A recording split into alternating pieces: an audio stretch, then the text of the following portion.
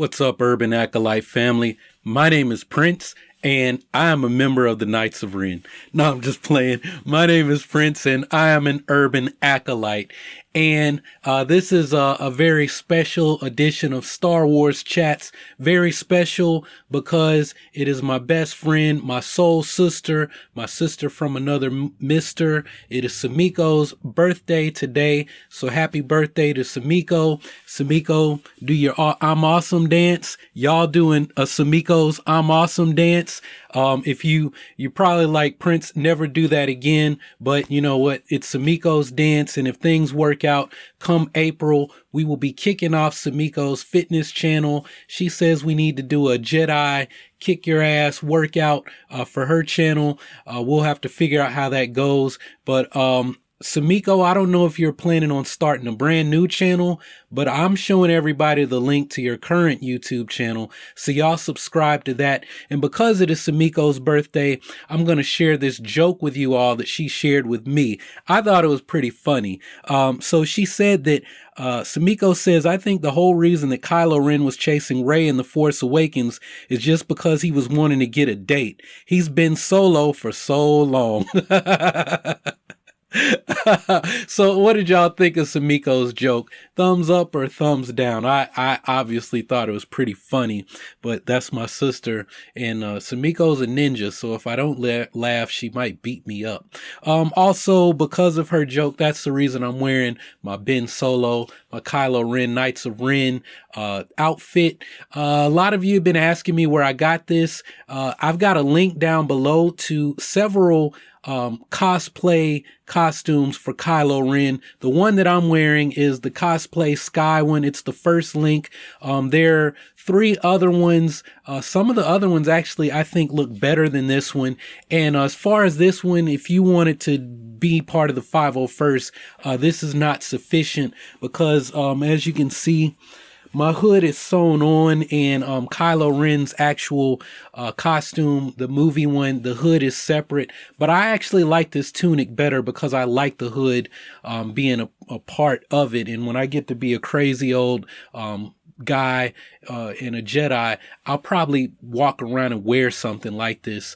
But anyway, the real topic for this chat is regarding Luke Skywalker and The Last Jedi and Mark Hamill's reaction to the title The Last Jedi. So the question is Luke Skywalker gonna die? Does he survive? What does this mean? What are my thoughts? Is Star Wars turning gray? And I don't want this to drag on too long, but I got some interesting nuggets to share with you guys in what will probably be a shorter version of Star Wars chat. All right. So when Mark Hamill was asked for his reaction by AP, what he said is it's got a real samurai. It's straightforward and minimalist, and I like that. And I did because Mark Hamill did that. And it's funny because before then he was talking about how, like, on pins and needles, he's been when what's the director's name? When Rian Johnson told him the title of the movie, he said, I wish you hadn't have told me because I talk in my sleep, and everyone's so like worried about giving up spoilers and leaks. And it's funny because back in November, I actually tweeted Mark Hamill, and I used the hashtag The Last Jedi, right? And surely he knew the title back then, but it's funny that I accidentally tweeted the title of episode 8 like back in November. But when he said it's got a real samurai and he stopped, did he give us some kind of like leak? Did he accidentally let something go? Because there's a movie called The Last Samurai, right? And in that movie, could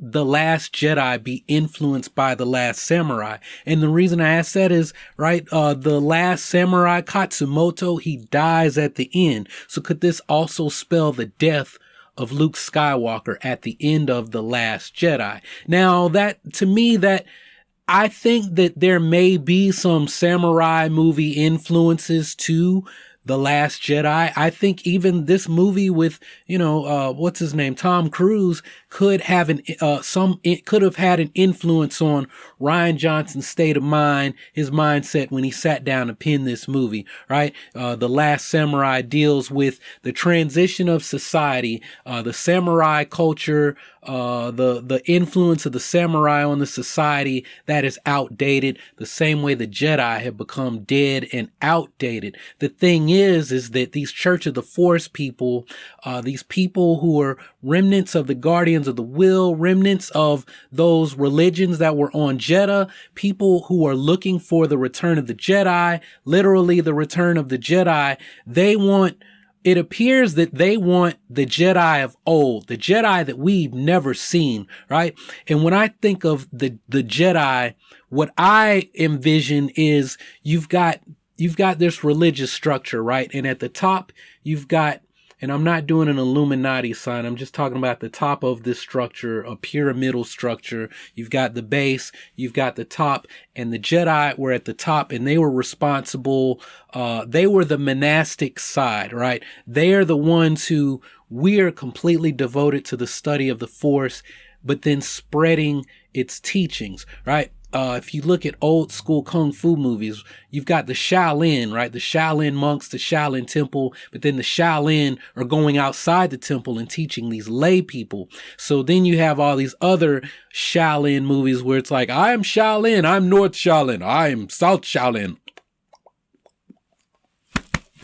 And they are actually lay people. They aren't actual Shaolin monks. And that's something we have not seen of the Jedi. They stayed in their ivory temple. They stayed on Coruscant, and they said, we are going to go and disperse throughout the galaxy. We're going to maintain peace and order, spread the light. But the easiest way to spread the light, to stretch, like they talk about like this web, this veil. That's all from Legends, right? Because Darth Plagueis, that novel talks about how the Sith Lord before Tenebris, he pierced the veil, and that's what created the weakness in the Jedi's ability to sense the Force throughout the galaxy, and allowed for the Sith to eventually take their revenge on the Jedi. Right now, it's because there was the Sith shrine under the Jedi temple, and Palpatine and Plagueis had been, or we'll say Palpatine had been plotting and throwing a wrench in their ability to read the Force and perceive what's going on, right? But before, you had this veil, right? And the veil was created because you had Jedi spread throughout the galaxy. But the easiest way to maintain that veil is just to have lay people, to teach them to read the Force, to sense the Force, because you don't have to be a child of the Force. And when I say child of the Force, that doesn't mean Anakin. That doesn't mean a virgin birth. There's been a lot of confusion. Child of the Force is the term for a gifted person. What a lot of you are saying is Force sensitive. Everyone is Force sensitive because everyone has the Force. But the gifted people, the people who can manipulate the Force, those are the children of the Force, right? That's been established in episodes of the Clone Wars and in Rebels, right? Ezra is a child of the Force. If you're a Jedi, you were born a child of the Force. Got it?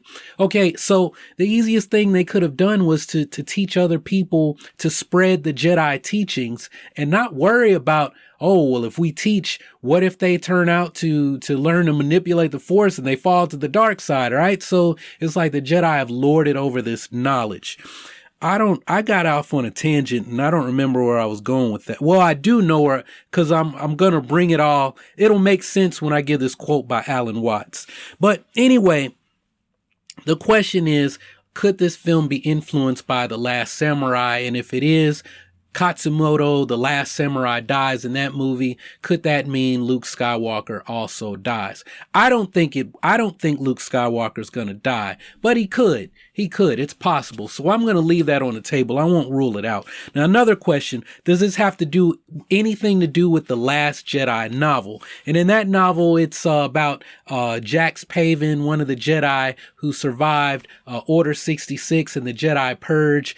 And I'm going to say no. And and that is because The Last Jedi, like that novel, has been replaced in the current continuity. The Last Jedi, Jax Paven, was replaced by The Last Padawan, Kanan Jarrus, right? So like what Dave Filoni said, if we already have an idea for something that existed in Legends, why recreate the wheel, right? We've got this story about this Jedi who survived Order 66 in the Purge. Now we're just gonna change his name, kind of change some things up. I mean, even in the Dark Lord novel, which is one of the few Legends novels that I actually read, right? There's the Padawan in that one who survives, and she goes off and becomes a smuggler. So it's basically like Kanan Jarrus, all these stories about these Padawan who survived Order 66 in the Purge. Their stories have all kind of been merged and meshed and into the Kanan Jarrus character. He's even got influences of I can't believe I just forgot his name, Kyle Katarn. Kanan Jarrus has some influences from Kyle Katarn, right? So Kanan Jarrus has replaced Jax Paven in the continuity, and that story, that series really deals with events during the dark period before A New Hope. So, and then there's the Last of the Jedi series, probably not gonna have any impact on this movie. Now, the question about Star Wars turning gray, I don't think it's turning gray. I think that we're going to see people, you're going to get a more realistic picture. They're going to be, like we saw in Rogue One, they're people fighting for the good guys, but they do bad things. And they're people fighting for the bad guys who aren't really that bad. They just happen to be part of the Empire. And we're going to see that, right? But it doesn't necessarily mean these people are gray. They're morally gray, or they could, right? But as far as Star Wars itself, no, that's not the Star Wars story. That's not the way the Force works. The Force is, you really got to understand Buddhism and Hinduism, the things that in the real world that influenced George Lucas to create this stuff. I mean, even when we look at, and I meant to say this, I meant to save this for my Cheer It M-Way video that I'm trying to write, right? I want to script that one. I don't want it just to be freestyle like this. But the Book of the Wills, right? That all Star Wars comes from, where it's a space, a fairy tale set in space, or a space opera, right? You've got this Book of the Wills that contains all of the knowledge, right? And that's basically the Akashic records, right? If you've never heard of those, just look up something on Edgar Casey, the sleeping psychic, this dude who used to go to sleep and he'd start talking in his sleep and making these predictions and whatnot. He popularized the Akashic records and said that they're like, the entrance is under like the right hoof of the front foot of the Sphinx or something like that. The Akashic records contain the full recorded history of humanity, and even the recorded future history of humanity, right? The Akashic records, the Book of the Wills, is what they are in Star Wars, right? So there are real world influences. And as far as how Star Wars, how the Force works, I turn to no other greater mind than Alan Watts. So let me read this to you. All right. So Alan Watts has given a speech, and he's talking about like the nature of people and how they are. And he says, "Didn't I point out that in the game, as the Hindus analyze it, the evil part has 1/3 of the time and the good part has 2/3? What sort of a game do you want anyway? If you have the good and the evil equally balanced, the game is boring. Nothing happens. It's a stalemate. The irresistible force meets the immovable object. On the other hand, if it's all good, then there's hardly any evil. Maybe just a wee little fly in the ointment. It also gets boring. Just in the same way, for example, suppose you knew the future and could control it perfectly. What would you do? You would say, let's shuffle the deck and have another deal. Because, for example, when great chess players have a match, and it suddenly becomes apparent to them that one of them is going to mate in 16 moves, they abandon the game and begin another. They don't know what to do. There wouldn't be any hide in the game, any element of surprise if they did know the outcome. So a game with good and evil equally balanced wouldn't be any fun. A game with the positive forces clearly triumphant isn't an interesting game. What we want is a game where it always seems that the good side is about to lose, in really serious danger of losing, but always manages to sneak out. Like how it is in serial stories where they get the hero in some absolutely impossible position where it seems that they will be run over by a train because he's tied to the rails with his girlfriend. But we know somehow in the next installment, the hero will get them out of the difficulty. Only he mustn't do it too obviously, because you won't go on reading the next installment. So what's necessary is a system where the good side is always winning, but never is the winner, where the evil side is always losing, but never is the loser. That's a very successful arrangement for an ongoing game that will keep everybody interested, right? So it's not that Star Wars is turning gray. There has to be Jedi. The light side, what balance means in Star Wars is the light side triumphs over the dark side. And the reason I mentioned the Hindu Buddhist influence, right? In the Hindu, their idea of an age in this cycle, right? A cycle contains 2/3 of the time good is always in power, but that 1/3 of the time evil is in control, and that's balance. That's the cyclical nature of the universe in this Hindu understanding of the universe. There's a word for it, but I can't think of it off the top of my head. It's been a few years since I've heard that word, so you have to excuse me, right? So when we talk about balance in Star Wars, right, we have balance. The force is always going in and out of balance, right? The dark side takes over, the dark side rises, the light rises and triumphs and sets things back the way they ought to be. And then the dark side rises again, 2/3 of the time, the light is in control. 1/3 of the time, the dark side is in control, is in power. And that's balance, right? So when we talk about, did Anakin Skywalker, was he really the chosen one? Did he bring balance to the Force? Yes, he did. The light side triumphed over the dark side. That is balance, right? It's not they're on equal levels. Yes, there's equilibrium, but then nothing happens, right? And that's not the way the game is set up. The game is set up for good to triumph over evil, for light to preserve over to triumph over dark, but dark is always in motion and always having the opportunity to come back into power, and at some point it will, in order to continue to have motion, to keep things going, right? To have the Force always having to fall asleep and awaken and fall asleep and awaken.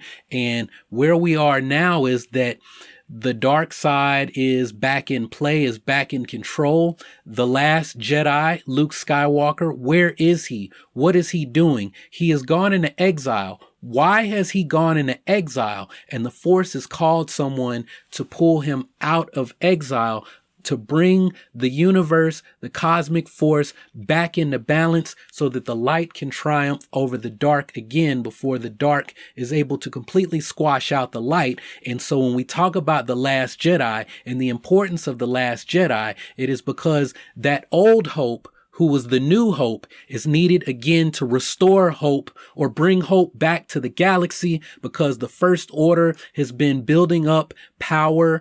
Just because they lost Starkiller Base, don't get it twisted. If you do, then you haven't paid attention. The First Order has been working for 30 years to bring back the Empire. And they found this motherfucker named Snoke somewhere. And we don't know what he's going to do and what kind of funk he's bringing to the game and what the Knights of Ren are going to introduce into the game. These are all X factors, and what he's going to teach Kylo Ren to do when Kylo Ren has had full training in Snoke's understanding the dark side.